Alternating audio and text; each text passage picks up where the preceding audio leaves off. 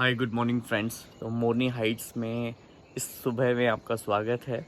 मौसम रियली में ख़राब है यार, मतलब ऐसा किसी ने सोचा। इतनी बारिश हो रही है, इतनी बारिश हो रही है, कल रात पूरी बारिश हुई है। अगर हमें यहीं पे रुकना होता ना तो ये बहुत ब्यूटीफुल जगह है रियली में। अब क्लाउड्स की मूवमेंट, ये ग्रीनरी, ये ऑक्सीजनेटेड एयर, ये सब कुछ बहुत अच्छा है। अगर मेरी पालमपुर में बुकिंग नहीं होती ना तो मैं यहीं पे कंटिन्यू कर लेता। ये बहुत सुंदर जगह है रियली में। मैंने कभी एक्सपेक्ट नहीं किया था कि मोरनी हिल्स इतनी सुंदर होगी, लेकिन मौसम अब इतना ख़राब है ना।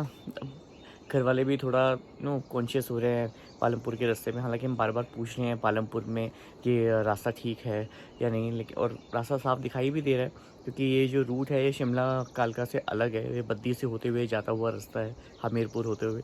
तो वैसे तो क्लियर दिखाई दे रहा है, लेकिन मोरनी हिल से वहाँ पहुँचने में करीबन 6.5 घंटे लगेंगे। बस रास्ता साफ़ हो तो कोई दिक्कत नहीं है, बट ये जिस तरह से बारिश हो रही है वो एक कंसर्न है।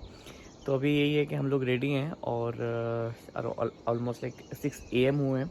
तो हम लोग अभी निकलेंगे, और अगर रास्ता ठीक रहा तो होपफुली माता रानी की दया से हम लोग पालमपुर पहुंच जाएंगे। और ऐसा होना भी चाहिए यार, इट्स रियली एंटिसिपेटेड वैकेशन। तो अगर वहाँ पहुंच गए तो बहुत अच्छा, वरना तो जय माता दी, कहीं और रुकेंगे। लेकिन उम्मीद यही है कि हम लोग पालमपुर ठीक ठाक पहुंच जाएं। कुछ इस तरह का व्यू है मोरनी हिल्स का। तो एक अच्छा खासा हिल स्टेशन है और बहुत ही क्लाउडी, बहुत ग्रीन, बहुत बढ़िया जगह है। अब मैं कभी ज़रूर प्लान करूँगा नेक्स्ट टाइम यहाँ पे रुकने की। आराम से 2-3 नाइट आराम से यहाँ स्पेंड करेंगे। और देखिए बारिश दोबारा से शुरू हो गई यहाँ पे।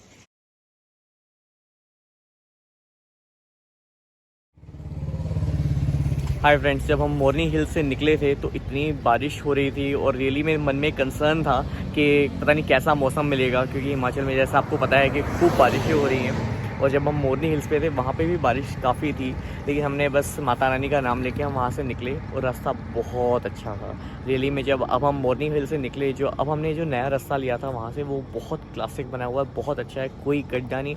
हम आराम से वहाँ से उतर गए नड्डा साहिब गुरुद्वारे की तरफ, और वहाँ से चंडीगढ़ होते हुए। और चंडीगढ़ तो बेहद खूबसूरत लग रहा था सुबह सुबह, बिल्कुल green, no traffic at all. तो संडे का दिन है तो शायद इस वजह भी नहीं, तो बहुत सुंदर लग रहा था। और ये हमारा पहला टोल आया है पंजाब का, 67 रुपीज़ के यहाँ पे टोल कटा है। और हम लोग अब रूपनगर होते हुए पालमपुर की तरफ बढ़ रहे हैं। मौसम बिल्कुल साफ़ है, कोई भी बारिश वारिश नहीं हो रही, और हम यहाँ तक तो बहुत ही आराम से पहुँच गए हैं। तो आगे अराउंड 5 आवर्स की जर्नी है, तो वो भी मुझे लगता है कि माता रानी की कृपा से बहुत अच्छे से कंप्लीट हो जाएगी। तो यहाँ तक तो आने में दिक्कत नहीं हुई, तो अब लग रहा है कि हम पालमपुर आराम से पहुँच जाएंगे।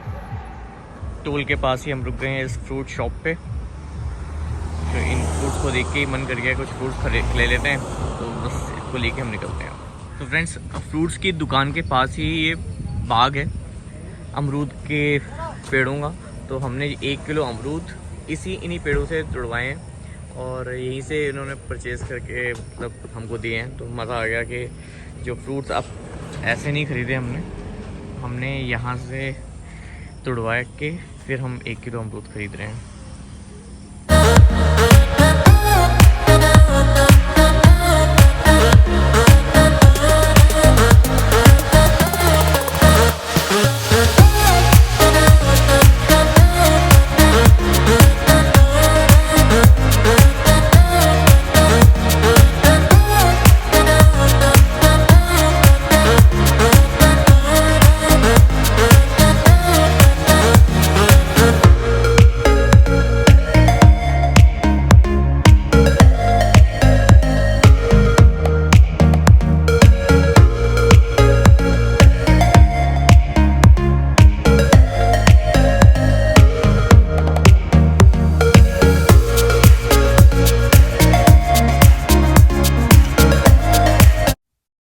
तो फ्रेंड्स, हिमाचल प्रदेश पहुंचते ही बारिशों ने हमारा स्वागत किया।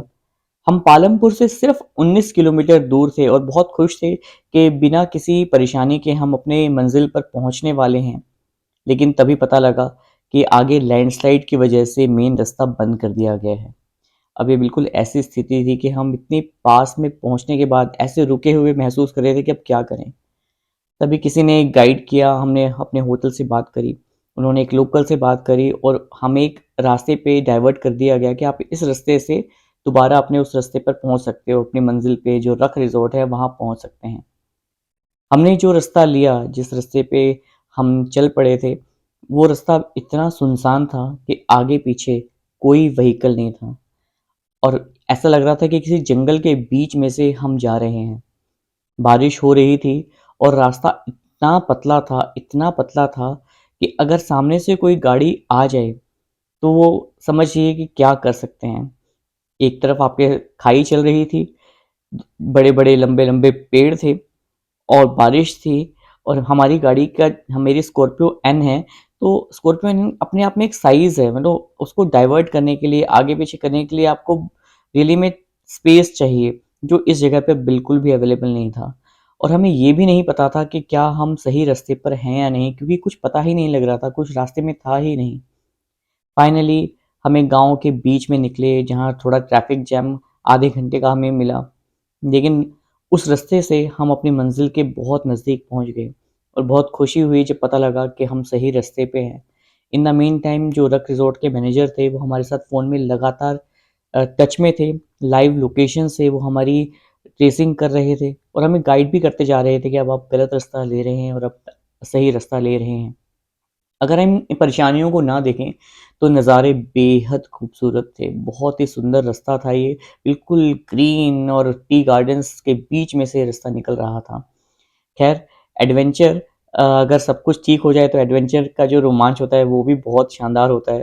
तो जब हम अपने रिज़ॉर्ट पहुँच गए उसके बाद तो बहुत अच्छा लगा कि इस एडवेंचरस जर्नी से अपनी स्कॉर्पियो एन निकल कर आई है, और हमने खूब ड्राइव का फिर मज़ा लिया। लेकिन जब हम उस रास्ते पे चल रहे थे तो हमें पता है कि मन में क्या हलचलें चल रही थी। हर हर कोई ना फिंगर क्रॉस करके बैठा हुआ था कि पता नहीं अब क्या होगा, कहीं ये रास्ता कहीं बंद तो नहीं है, कहीं ये रास्ता गलत तो नहीं है। लेकिन हम अपने मंजिल पर पहुंच गए, और बड़ी खुशी हुई जब हम सकुशल अपनी मंजिल के बिल्कुल नज़दीक थे। जो लास्ट लेग था इस पूरे रास्ते पे, उस पे बारिशों के फुहारों के साथ साथ फोग भी बढ़ती गई, और रास्ता बिल्कुल ऐसा होने लग गया था कि जैसे कुछ दिखना अब थोड़ी दिक्कत ना हो जाए। और फॉग की वजह से भी थोड़ा ये कंसर्न बढ़ गया था अब हमारा। और ये किलोमीटर्स तो कम हो रहे थे, टाइम भी कम हो रहा था, और हम सिर्फ 4-5 किलोमीटर दूर थे इस पूरे अपने रिजॉर्ट के। और फाइनली लेकिन भगवान ने सब कुछ ठीक रखा। इस फॉग से, इस बारिश से, इस पतले से रास्ते से, इन गाँव से निकलकर हम अपनी मंजिल रख रिजॉर्ट पालमपुर पहुंच गए। और ये बहुत ही शांति देने वाला एक चीज़ थी, क्योंकि पूरी परिवार जब आपके साथ चल रहा होता है, आपके ऊपर पूरी जिम्मेदारी होती है, और आपने उनको सही सकुशल पहुंचा दिया, तो आप बहुत आनंदित महसूस करते हैं। तो मेरे साथ बिल्कुल ऐसा हुआ कि जब हम रिज़ॉर्ट पर पहुँचे, तब सभी की जान में जान आई, और हम बहुत खुश हुए कि जिस चीज़ के लिए हम निकले थे, एटलीस्ट हम वहाँ पे टाइमली पहुँच पाए।